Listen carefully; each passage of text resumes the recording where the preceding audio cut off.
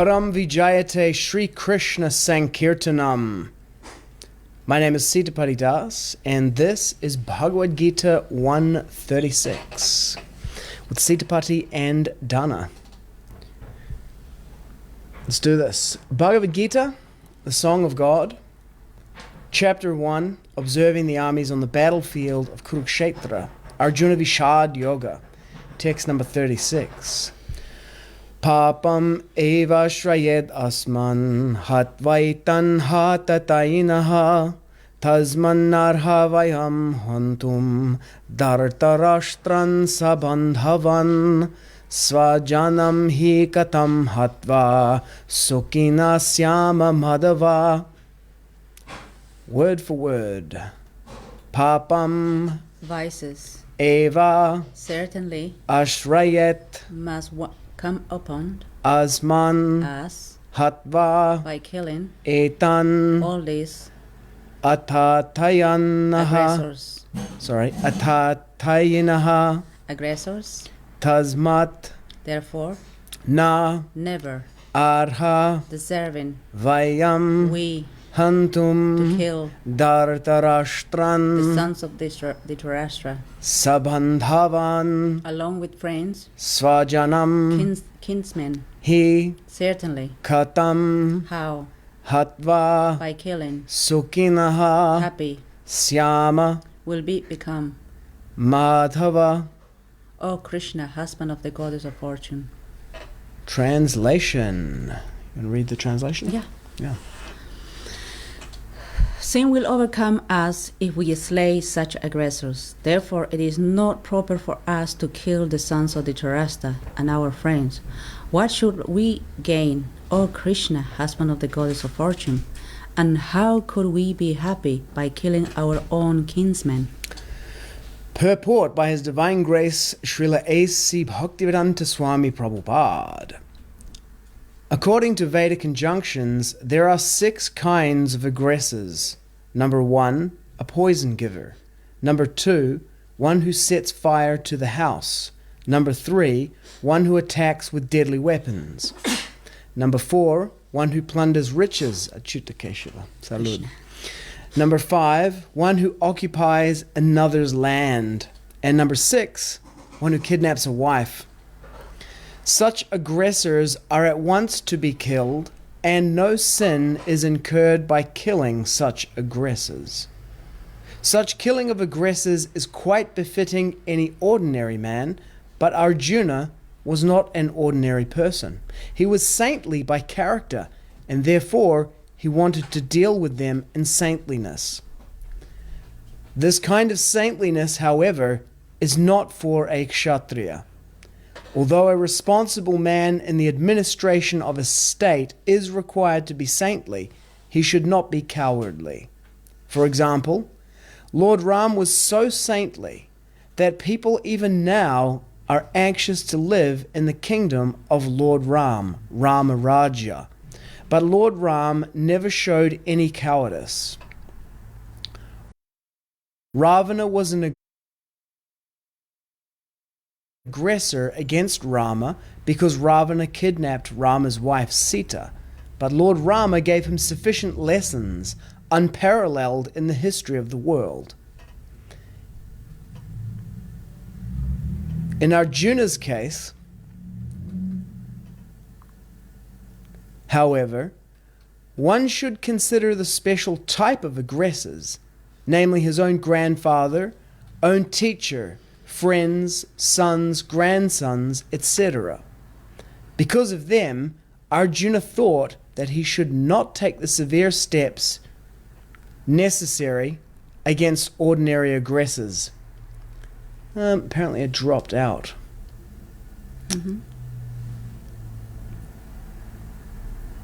Okay, let's just keep going, see how we go.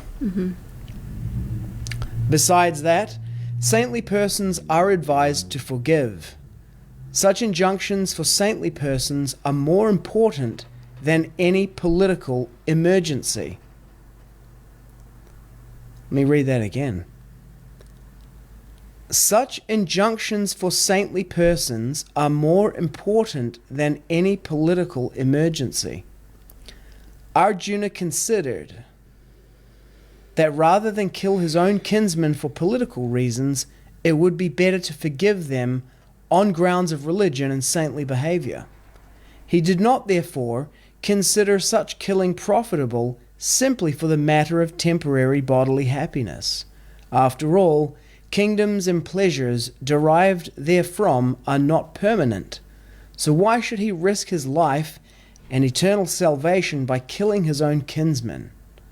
Arjuna's addressing of Kṛṣṇa as mādhava, or the husband of the goddess of fortune, is also significant in this connection.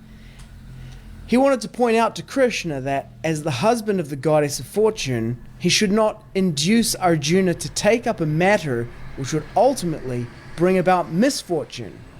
Kṛṣṇa, however, never brings misfortune to anyone, to say nothing of his devotees. Pāpam evāśrayed asmān hatvaitān ātatāyinaḥ tasmān nārhā vayam hantum dhārtarāṣṭrān sa-bāndhavān sva-janam hi katham hatvā sukhinaḥ syāma mādhava.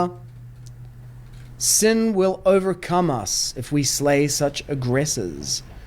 Therefore it is not proper for us to kill the sons of Dhṛtarāṣṭra and our friends. What should we gain, O Kṛṣṇa, husband of the goddess of fortune, and how could we be happy by killing our own kinsmen? Om jnanatimidandasya jnananjana shalakaya chakshur unmilitam yena tasmai sri gurave namaha. Two arguments given here. First one is that sin will overcome us if we slay such aggressors. Premise. Conclusion. Therefore it is not proper for us to kill the sons of Dhṛtarāṣṭra and our friends. Second argument. What should we gain and how could we be happy by killing our own kinsmen? Both of them are arguments on the basis of consequences. One of them is religious, in the terms of like the idea of sin. So consequences beyond the immediate material body. And then the second one is purely atheistic. What should we gain and how could we be happy by killing our own kinsmen? Like, how are we going to be happy if we kill them? This is like the, Kshatriyas are there to put order. And if the need for killing is there, they do it. Because they know the scriptures and what situations you kill all of them. Arjuna is a trained gentleman, warrior in the scriptures. Yet, in this situation, he's coming where he's basically blinded. Where he has to say, Kṛṣṇa, why should I kill my family members? Sin will overcome. There are consequences for that. Yeah, he doesn't go into detail here about why sin will overcome us if we slay such aggressors.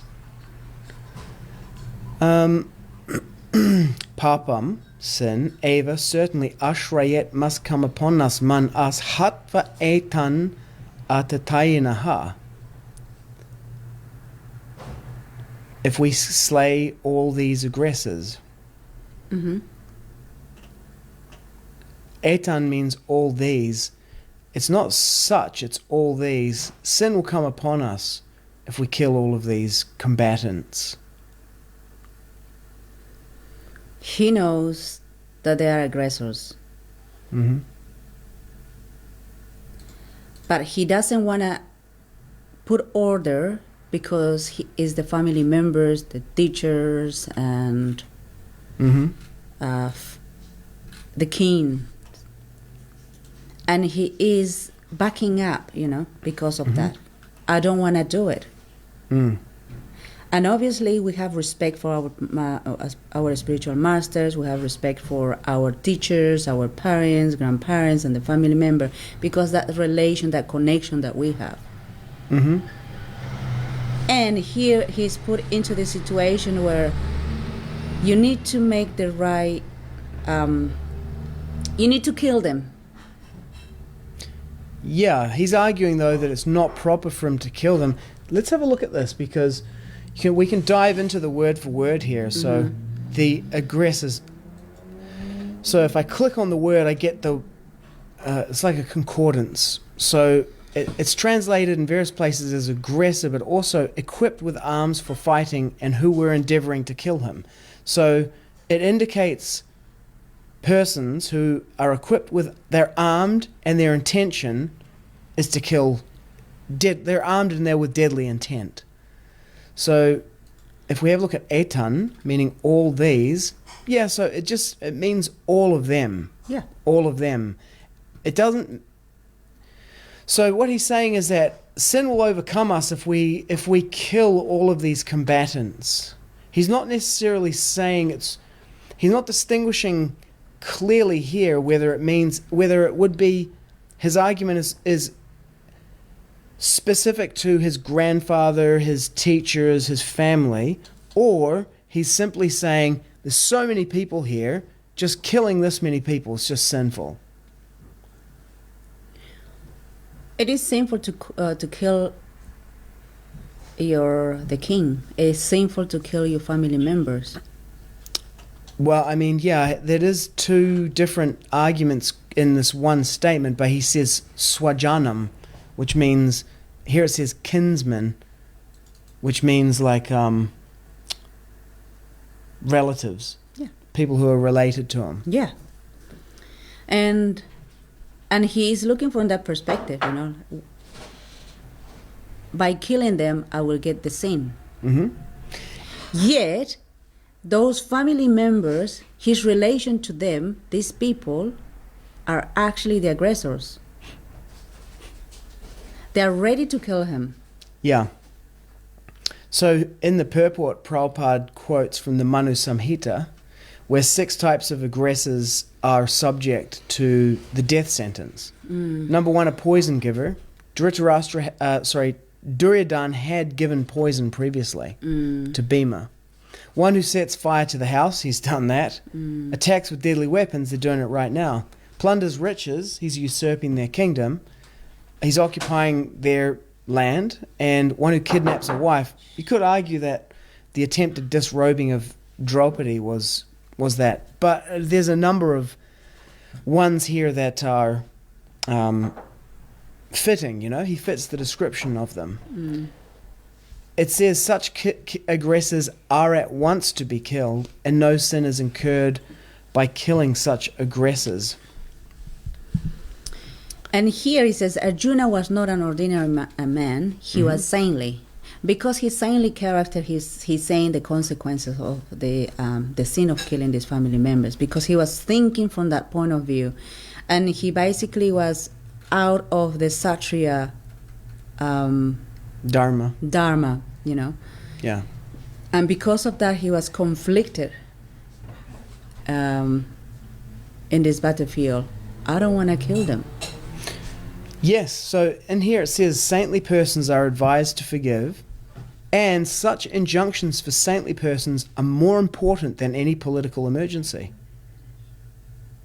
Arjuna considered that rather than kill his own kinsmen for political reasons, it would be better to forgive them on grounds of religion and saintly behavior. I mean, you can see this in action, right? Like Gaura Prabhu, he said one of his godbrothers wrote to him and said, you should take a forgiveness seminar, And we see a lot of times the argument is that this person, whatever they've done, we should forgive them. Okay, so, being saintly, they're more important than a political emergency. Better to forgive them on the grounds of religion and saintly behavior. Yeah, but that is for the saintly people, That is for the what do you call them? For the Brahmanas. Brahmanas, real Brahmanas, of course. Mm-hmm. But Kshatriyas, they have a different role to play. And Kshatriyas to put order, justice is one of the jobs of the Kshatriyas. Mm-hmm. Because imagine if the world was run by Brahmanas only. There will be overstep. Forgive and forgive and forgive. Aggressors will just like, whatever, I know this guy is going to forgive me, so I'm just going to do whatever I want. Mm-hmm. then I don't think it's proper for the world to be run by brahmanas only. Mm-hmm. Kshatriyas have a role in this world. Mm-hmm. Therefore, we need kshatriyas right now. Mm-hmm. Because it's chaotic what's happening right now. Mm. You know, brahmanas are just like misbehaving. No one put them in place. And what is the point to have brahmanas? Because everything is going to become like quite messy. Will we as women be protected? Will children be protected? Mm-hmm. I don't think so. Mm. Will men be protected? I don't think so. Because men doesn't want to step up as satriyas with if they have the character of the satriya and fight for what is right to do, you know? Yeah. Kendra's asking a question. Could we also see Arjuna's arguments as coming from the fact that he was having a mental breakdown? He was well trained in Shastra and its application by Dronacharya.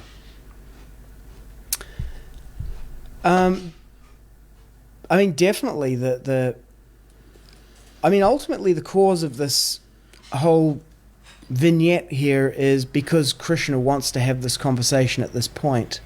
So he causes Arjuna to become bewildered. Mm. In the narrative, in the in-universe narrative, is that Arjuna is, he's confronted with the final battle. It's one thing kind of like where the story of your life is this kind of feud with your family. And that's just kind of like the story of your life, you know? But, I mean, the story of Arjuna's life is about to end. You know, the frame story, which has been the great epic struggle between Duryodhana and him. And, I mean, it's kind of like people who are watching the show are like, after this episode, the whole narrative premise of this thing collapses. Like in the Game of Thrones, it's the, what will be, and the tension is going to be resolved. So that would definitely cause like an existential crisis, because I remember, the tension between Luke Skywalker and his father, Darth Vader, gets resolved at the end of Return of the Jedi, and that's the end of that. There's no more, what will happen between Luke and his father. It's done. Now there's no more driver. So he's facing not only killing his family, but also like the end of his character in life. So that's going to provoke something like this. But I was thinking earlier today about the relationship between cowardice and humility, that sometimes humility can be cowardice. Like he actually has to get beyond these considerations. He's worried about sin overcoming him. It's like, get over it. It's actually a very selfish motivation, avoiding sin. Of course, someone who's like at a lower level of consciousness doesn't worry about avoiding sin. Then you reach a certain level of consciousness and you want to avoid sin, and then you go beyond that, which is where you're ready to do what it takes, whatever the cost may be. It's kind of like doing what is right no matter what it costs you. You lose your focus on the consequences and the selfishness of it. He's not quite there yet. No, definitely no. And like Ekandra Prabhu, this is a breakdown, and many people right now are having that breakdown. What do I do now? I don't want to offend this person. I don't want to offend this brahmana because I'm going to get like the consequences are sin. But the brahmana will continue misbehaving. Who is going to do the job of correcting this? Because if you are a really good friend, that's one thing. If you are a really good friend, you will tell your friend how things are and how the person is committing a mistake to correct themselves. It's a real good friend. As otherwise, they're just going to allow that person to sink in so much sin.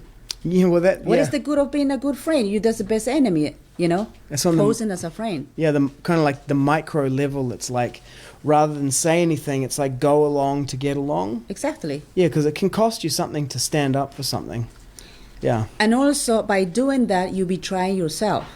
Knowing that someone is making a lot of mistakes and being aware of that, you're not doing anything, how do you live with that?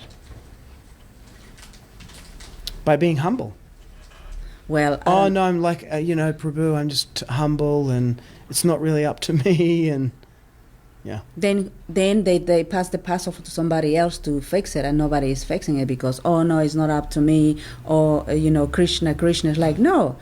Kṛṣṇa has, gave us specific duties to do. As a male, as a female, you have a specific character, and, then we have to use it in service of Kṛṣṇa. If justice is something that we want to do it, then we have to do it. Yeah, exactly. These are the law books for the next 10,000 years. So, according to Vedic injunctions, there's 6 kinds of aggressors. A poison giver. Such aggressors are at once to be killed, and no sin is incurred by killing such aggressors.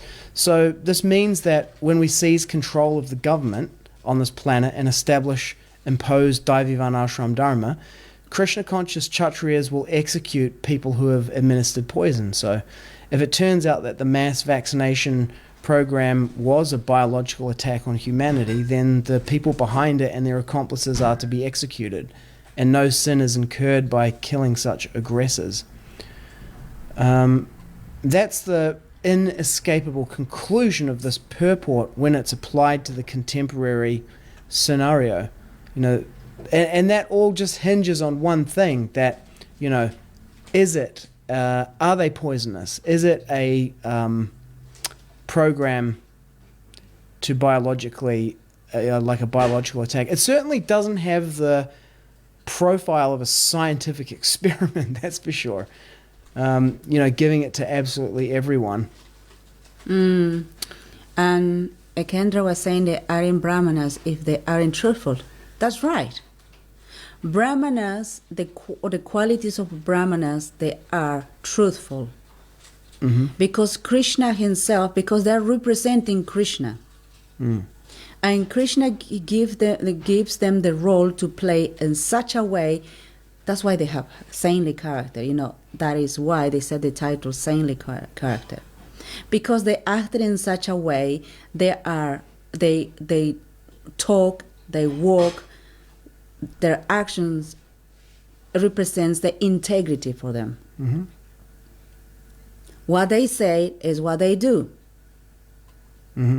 What is the point in the public world? You act like such an amazing person, and you are, so charming, and you do your poses of a saintly person and the look of a saintly person. It's just like so fake. But your real self is behind the curtains. You're basically a completely different person. That is not a quality of a brahmana. And that's exactly what we're seeing right now in the Hare Krishna movement. Not only in the Hare Krishna movement, many religious places. Therefore, people are coming with this like, I don't trust anymore this religion. They hate religion because exactly they don't behave in such a way like how Krishna wants them to behave. Yeah, it's a good point actually. Like, as a Kshatriya, if Bhaktividyapurna Swami was within my realm of responsibility, then he would have been publicly censured and punished for having done something, not like morally. People are like there was a whole moral thing about it,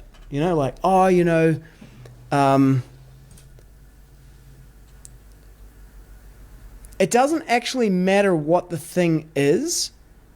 The point here is that you have presented yourself as a brahmana, and then what you have done is you have lied.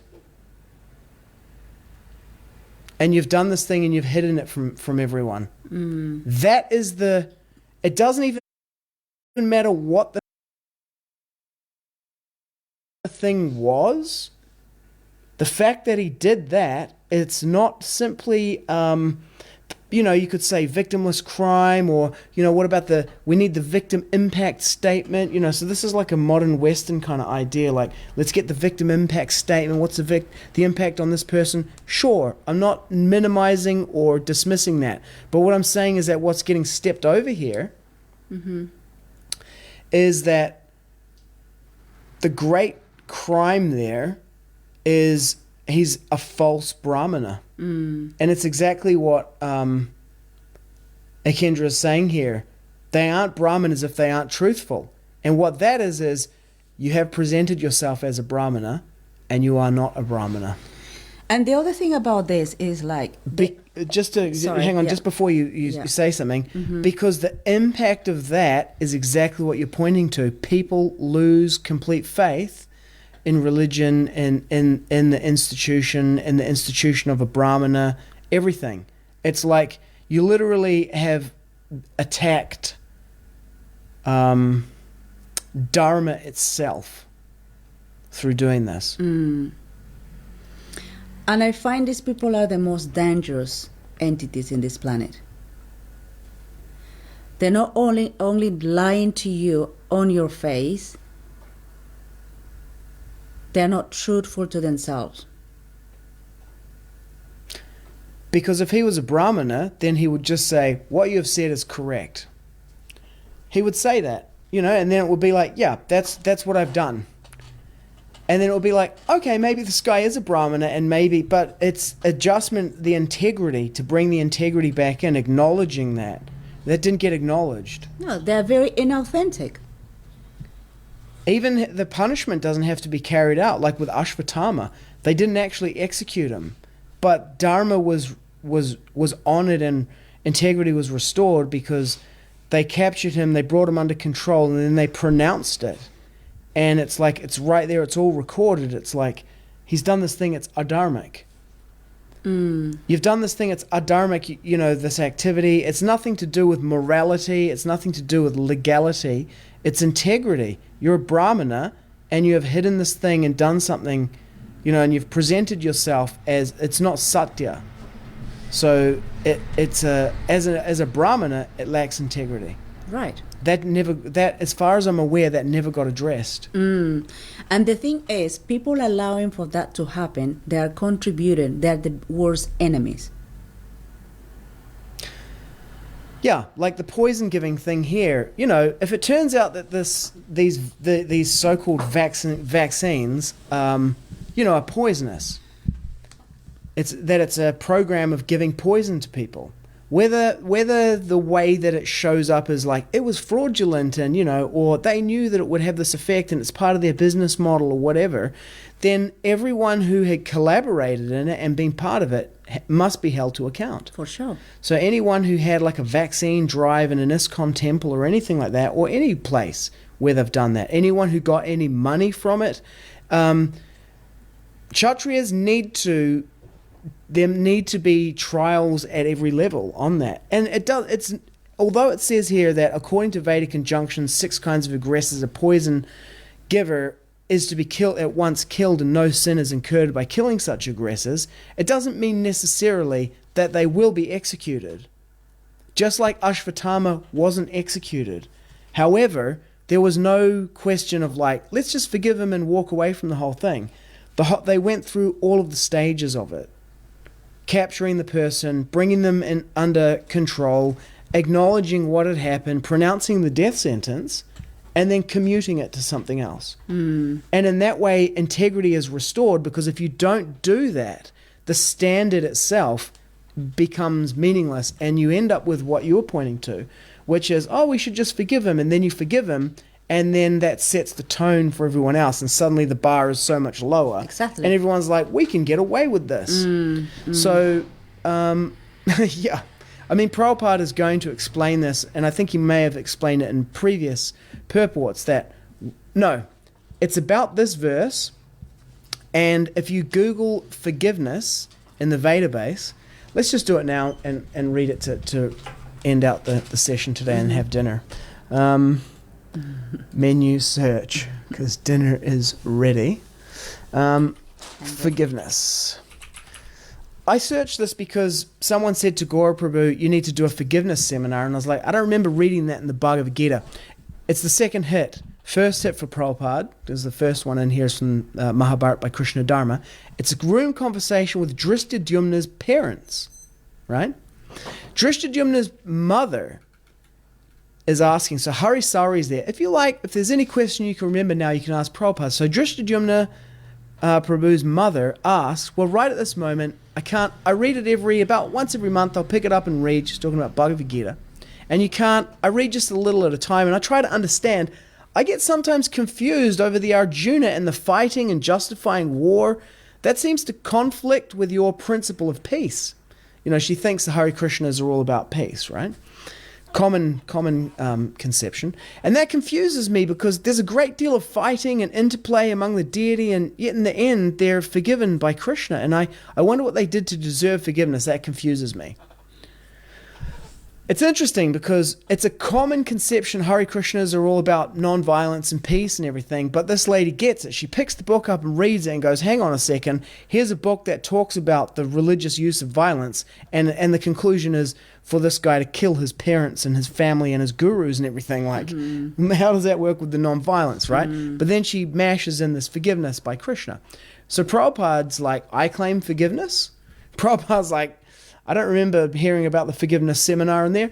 Sorry. She can't our Kṛṣṇa consciousness policy is live peaceful life, so she cannot understand how Arjuna could be considered a devotee and be favored by Kṛṣṇa when he's fighting on the battlefield, when he has to fight his relatives. Prabhupada. No, he as a devotee, he did not like to fight with his relatives.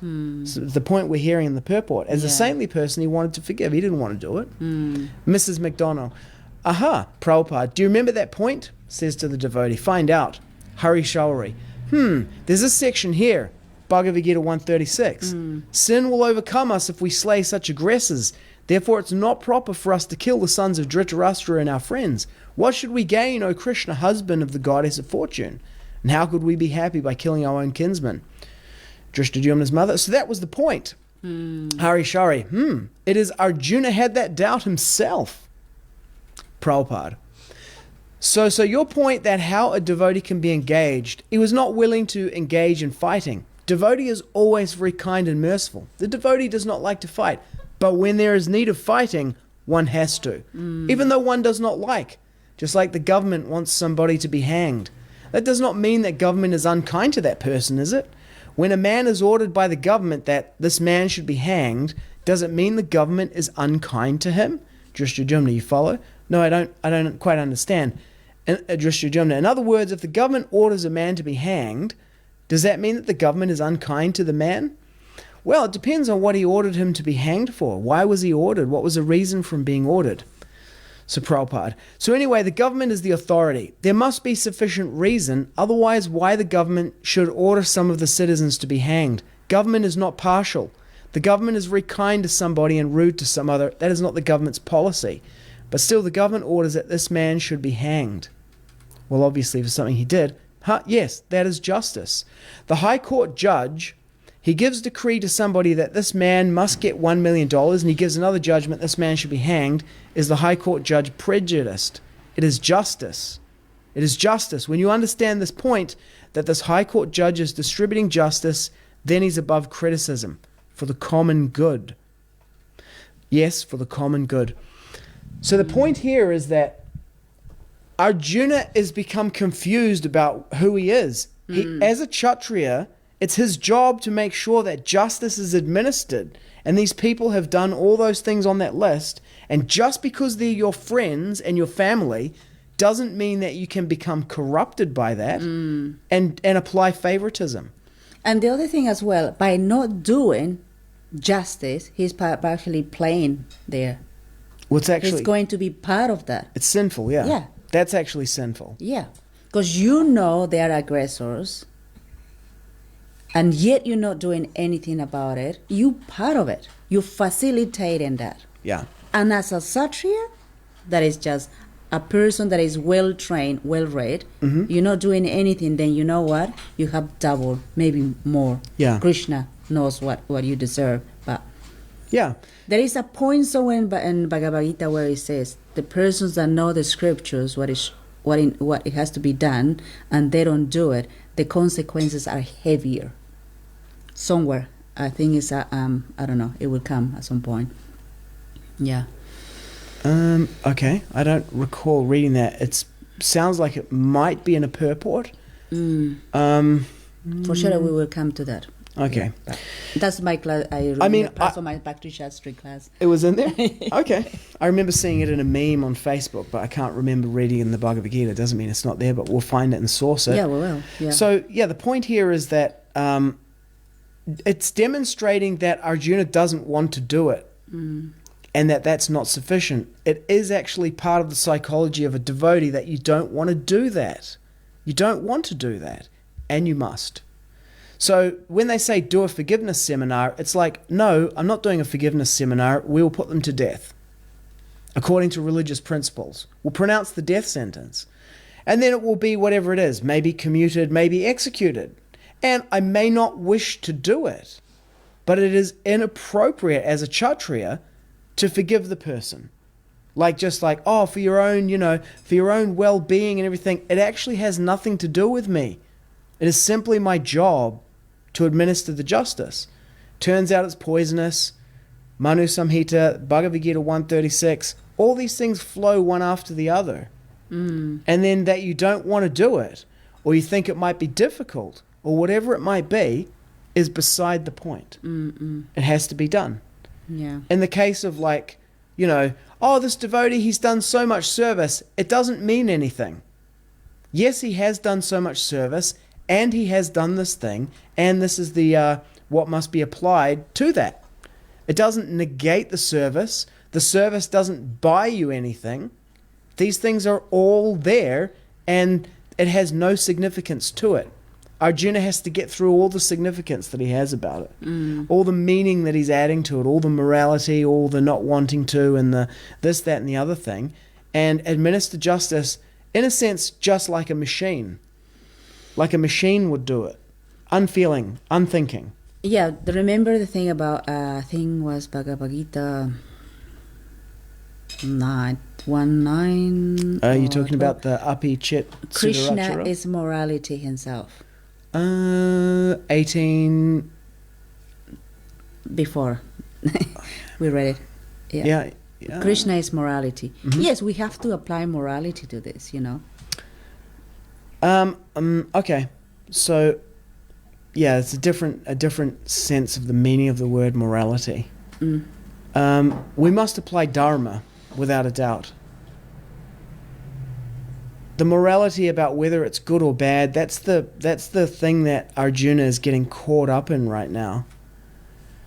And his personal attachments But it is a way for you to discern. This is good, this is bad. You're discerning and choosing. You're weighing the situation, the consequences.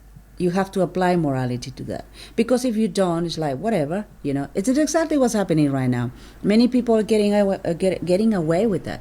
Or the religious groups are the best place for them to thrive. Because everybody is just in this innocent mindset, And it's really good for the best place for them to manipulate them. Well, like with the child abuse in all these religious organizations where they just shift people around and cover it up, it's exactly this. It's like, oh, my friends and family, and, so instead of actually just doing the thing that needs to be done, we become corrupted through our favoritism, through the personal relationships. That's what Arjuna wants to do right now. He wants to become corrupted by his favoritism, nepotism. That's basically what this is. It's masquerading as other things, but it is essentially nepotism, which means treating your family members differently from an official post than you would anyone else, which is inappropriate because in the official post, you must act as the post. Yeah.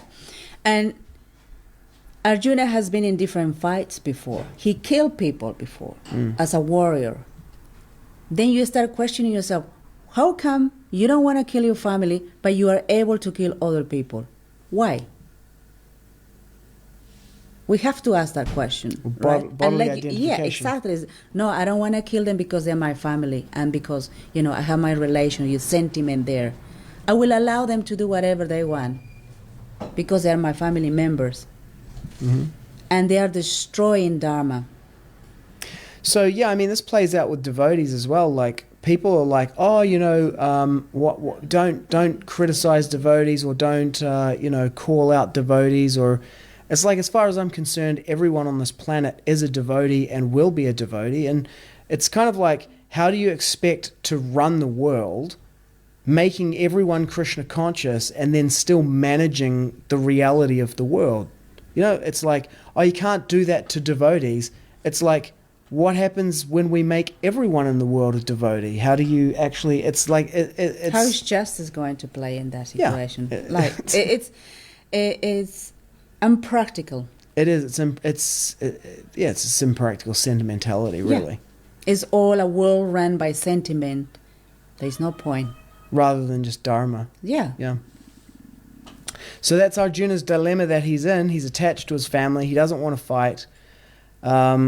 And he's trying to make out that sin will overcome him if he slays these aggressors. But in fact, sin will overcome him if he doesn't do it, because it's his job as a Kshatriya to make sure that dharma is followed and the laws of dharma are applied. And in this case, as Prabhupada makes very clear at the beginning, he's actually obligated to kill them. He's obligated to kill them. It says such aggressors are to be killed at once, and no sin is incurred by killing such aggressors. He's obligated to do it, but he doesn't want to do it because they're his family. So this is the bind that he finds himself in. Kṛṣṇa is going to talk him all the way through this and leave him on the battlefield as a psychotic killer. Just like Duryodhana, who is ruthless, no compunction, willing to kill his own family to get the kingdom. And Arjuna, after this conversation, will look exactly the same, but we get an insight into his psychology. It's like, he is compassionate. He does want to forgive. He is connected to his family and to his community, and he will kill them because of dharma at the end. Because if devotees who are compassionate and sensitive do not act in that way on the basis of dharma, they cede the field in the CEDE, they surrender the field of action to psychopaths who are motivated by selfish desires who will run the world. Yeah. If you don't do it, those people will do it to you. And that is why Arjuna is here, and he demonstrates being a human being and then being a psychotic savage afterwards. Through the power of religious fanaticism, being a dharmic warrior. Basically the world of the victim and the victimizer. If he doesn't do that. I don't want to fight, I want them, and they're crazy, psychotic. So Duryodhana's having no such crisis at this point. No, he's just like, I want to get this guy out of this earth. Yeah, I just want my kingdom, I just want to enjoy everything that I want. But this guy has to be out of it. Not even one pinch of land I want to give this one. Can you see the character of that person? Yeah.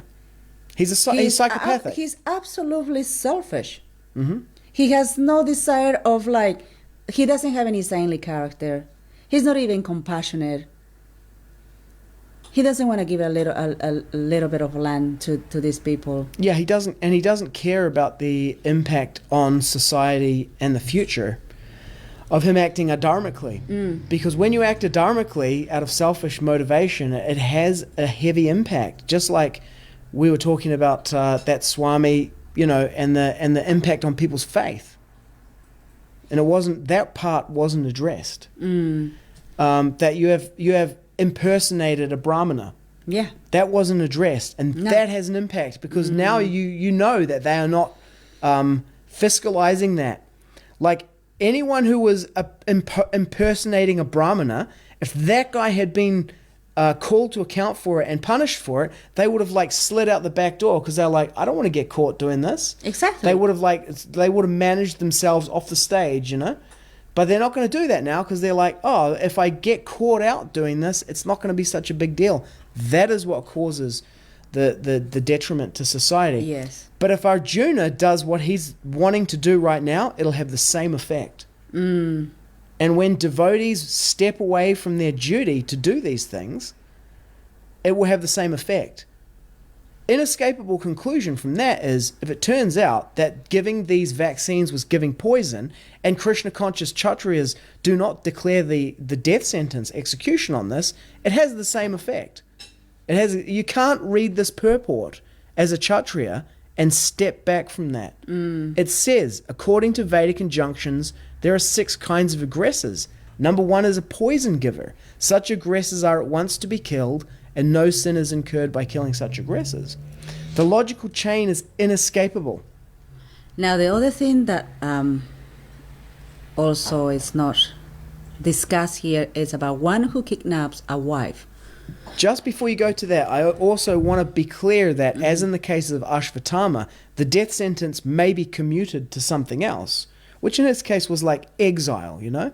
But it was effectively like a form of social death for him. So there's also that too. I'm not ruling anything in or out, and I'm not saying that it has to be one or the other, but it does need to be declared. Something has to happen there. Yeah. Because like you say, these guys is just going to do whatever they'll they do it want. again. Yeah, they will do it. They've been doing it. Yeah. For 40 years, whatever years, they've been doing that. And other people were promoting, other people were silent. Swamis knowing about it, they haven't done anything about it. Basically, they are heavily incriminated by it.